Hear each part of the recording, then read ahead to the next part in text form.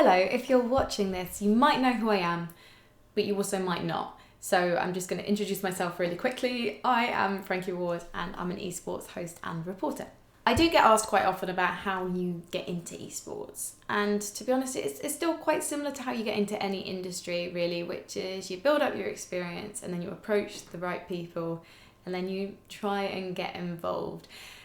For me, I discovered esports in 2015 when I was doing a project as a producer for the BBC, and I fell in love with the whole scene, the whole idea of esports, and I'd always been a gamer but didn't ever consider that I would work in it. And suddenly this amazing opportunity, this amazing world was presented to me at Wembley Arena, and I just started thinking about it. So I researched, and of course Twitch is where most people watch League of Legends, so I looked into it, and the following year in 2016 they had a job that just seemed perfect for me, and so I applied, and it took months and 5 interviews, but I got that job because I had the production experience, and I was into video games, but it was mostly about the fact that I knew how to build a show. And so when I joined Twitch, I learnt the other things. I learnt much more about esports. I learnt about Twitch partners and the ecosystem. And another thing that I did was I became a Twitch partner. So I started streaming. I built a PC so I could play Overwatch at home, and I started playing every day in the office as well. I just became part of the audience, and that's how I got to know them, because as a producer, and something I bring to my hosting as well, is I prioritize the audience. Like, I always think about who I am doing this show for, and I think that applies equally to producing and hosting. You always have to think about who the product is for, and I know product sounds a bit corporate, but you have to show the audience that you love what you do. And I think with esports, in some ways our job is nice and simple because we are our own audience. It's going to just roll back onto its side, so kind of a throwback to Halo and games like that where that's happened. Instead of, it's going to be like more of a, instead of do a barrel roll, you're going to get like a, okay, and we're good. In terms of actually becoming a host, a full-time host, I started doing bits and pieces in my spare time, but also when I was doing Twitch shows, because I didn't always have enough budget to cover these very long shows that I was doing. I could do a show for 5 days a week, and that show could run between 8 and 12 hours. And so sometimes I would pop up on stage, not very often at all, but it was enough to sort of give me experience. And because of watching these shows and producing these shows, I had an awareness of what I needed to do, and it was quite a natural thing for me. hello and welcome to The Bridge. Now, I then got asked to present a show or co-host a show on a channel called Jinx TV on Thursdays every week. So I did that for a few months, and that gave me live studio experience. And it also meant that when I left Twitch in Easter 2018, I had enough footage for a show reel, and I just got one ready when I left. And so I emailed people who knew me as a producer and said, hello, I am now freelancing, and I'm not working for Twitch anymore. I know you think of me as a producer, but would you consider me as a host? Here's a show reel, and these are the games I know. And to be honest, I got picked up to do work quite quickly after that. And I think I kept working, and still do now, because I worked very hard before the show to get ready for it, and also when I'm at the show itself. Hopefully, production likes working with me. They work just as long hours as we do on camera, if not longer. And I really care about the show, and I care about the players that I'm working with, and I love my job, and I'm sure I'm sometimes I'm not always like this optimistic, bright person, but I try to be. I've got a few questions from people on the internet, so I'm gonna look those up and do my best to answer them. So the lovely Eri Neiman, who is a stage host best known for Dota 2, has asked a question. Eri, you're already a legend, you don't need my advice. He's asked, what were the key skills you had and honed that got you where you are, and how did you sharpen those skills from where you started to now? Okay, so I think one of them is that I'm quite enthusiastic and sometimes that energy, that excitement can be contagious. I know it's not for everyone, I'm not everyone's cup of tea, but I think having that energy can kind of lift things, so it comes through to the camera and also to people around you. So I know that's probably not a skill, but I think having that energetic stamina is quite important. The other thing is I do feel quite at ease with the camera. I almost feel more at ease with the camera than just audio, and I think that's because I can make eye contact with the camera, right? I'm doing it right now.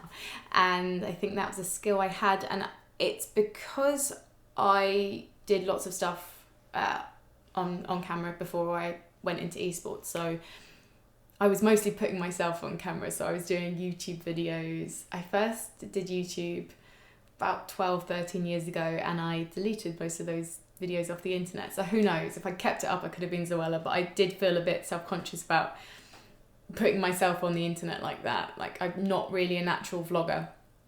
But when I did some interactive videos for a platform called Touchcast, and some of those videos I did put on YouTube in the end, I got better at interviewing people, got better at communicating to the camera, being more succinct, being more brief with it as well, just trying to get into things, because Touchcast videos could only be 5 minutes, so I had to be. And I think that really, really helped. Sir Dion says, I only want to know how you got into esports and what made you think it would be suitable for yourself. So I guess I've already explained how I got into esports. In terms of what made it suitable for myself, I didn't think about that. I never thought, is this right for me? I thought, I want to do this. I think if you think, is this right for me, you're going to hold yourself back. If you want to do something, you make space for yourself. All you need to do is go, right, okay, so how do I do that? Rather than, is this right for me? Who from all my peers helped me the most in my journey? Okay, so obviously my agency have been fantastic. For my first year, I organised my own work, and that's the key thing. You will need to get your own work. You don't just sign up to an agency and they get you work. What my agency does is they deal with paperwork and negotiations, and they deal with all that stuff, so I don't have to worry about it. And I still write to people and ask them to hire me as well, and sometimes my agency does that as well. But you do need to get yourself off the ground. So you might not even want to get an agent to begin with. You might want to actually start out and then decide if you need an agent, because you've got a lot more work and you need someone to help you get paid. Because that's the key thing that my agency does. In terms of people, obviously people I work with at Twitch were amazing, and it helped me a lot in terms of getting into the scene and learning my craft as a producer as well. So people like DJ Wheat, Anna Prosser Robinson, my good friend Britt, who was a producer there, and she just became my boss when I left Twitch, and she's an amazing producer, and she's just gone freelance. So Britt Wiseman, she's awesome. If you ever get the opportunity to work with her, do. But also seeing people who are already doing this job and doing it so well. So people like Rachel Seltzer Kuriko, Kelly Link, Golden Boy, Machine, all of the boys in CS, seeing how incredible they are and how they have fun with what they do and how they know to switch things up. I owe Joe Miller from ESL, he's the head of talent at ESL HQ, I owe him so much. I met him doing League of Legends in 2015, him and the Caster Demon, and I guess we kept in touch a little bit, sort of just Facebook, you know. And then when I went into gaming, I think I probably spoke to him a bit more, and then when I went full-time as a host, he was one of the first people I emailed. The team at DreamHack, I also wrote to them when I left Twitch, and they were the first people who hired me to do a desk, really, a live kind of LAN esports desk at the PUBG showdown at DreamHack Austin in 2018. And I really, really enjoyed working with them, and particularly a producer called Dagny at DreamHack, who I didn't get to work with until the following year on some DreamHack Open stuff and DreamHack Masters. I think I worked with her more at the second DreamHack Masters I did in Malmo. But she's really inspiring, and she's someone I talk to if I have those voices in my head that says I can't do something. God, I'm really worried that I'm going to miss people out. Obviously Red Eye, who founded my agency. Shocks, I remember when I started out, I met her doing PUBG in Berlin. And she found me, she saw me in the lift and she ran after me and said hello. And again, she's someone who inspires me a lot. She was at Wembley in 2015, sensing a theme here. And if I need to talk about something, then she's there. And I'm really, really grateful to her. She's such a big inspiration. She's the biggest name in this game. The lovely Ryan Central asks, would you recommend someone getting into esports focusing on one game or role or trying to be as flexible as possible? I think this depends on the role you want to do. So if you want to cast, then I would recommend you focusing on a game. Obviously the same with analysis, right? You're an expert in a certain field. You can do multiple games as play-by-play, but it would be cool if you still had a little analytical edge just in case you need to cast on your own. And also so you know when to throw to your colour casting partner as well.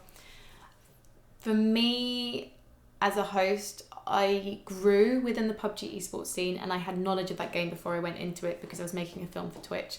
So yeah, being focused on PUBG really, really helped me grow. And of course, when I started doing Counter-Strike more or less full time, that's then made me grow even further. So my first year I did a lot more games. But last year I did 8 or 9 games last year in esports, and then I also hosted the PC gaming show as well.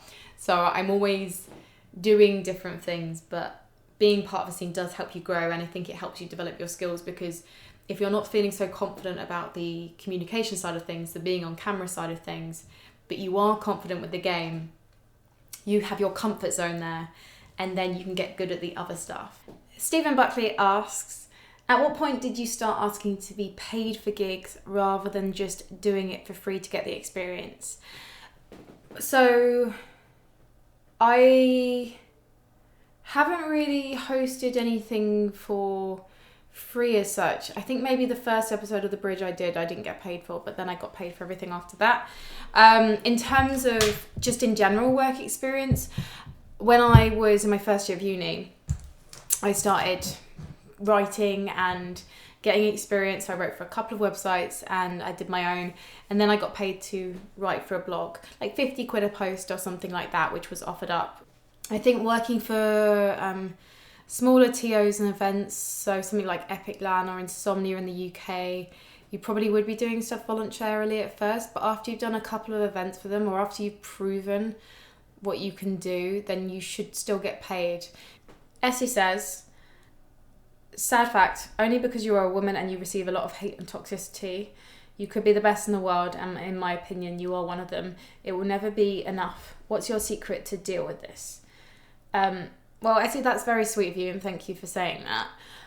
I think that in terms of combating that, it's just a case of going, well, I'm not going anywhere, and I'm going to do the best job I can, and if that job is good enough, I'm going to keep doing it. So sometimes it can be a little bit frustrating, but I don't really tend to focus on it too much anymore. I think I probably did last year, I'm not going to lie, but I don't think I'm as conscious of it as I used to be, or at least it doesn't bother me as much anymore. So I think it's just a matter of getting used to it. I will still speak up for myself, especially when I'm streaming. But yeah, it's not so much of a factor in my life when it comes to the hosting side of things anymore. On Twitter, you can mute people, and Instagram, you can delete their comments and you can block them as well. So there are ways to kind of protect yourself from that. Tom Pickering, aka Wee Freeman, asks, what is your fondest memory from your first year or so in esports/gaming? It's really hard to choose one thing. So DreamHack Austin, because I was made to feel super welcome when I was hosting the desk for PUBG in 2018. And I got to work with like Sims and Pansy and really cool people, and I will always treasure that. It was just a really, really fun thing, and I felt like I was trusted by DreamHack to be myself. One are not far behind. I'm Frankie Ward. I'm joined by Toffees and Avenger, and now in a new segment I'd like to call Smack Talk. Pro Player Smack. We were a bit looser than I might be on a different event, should we say.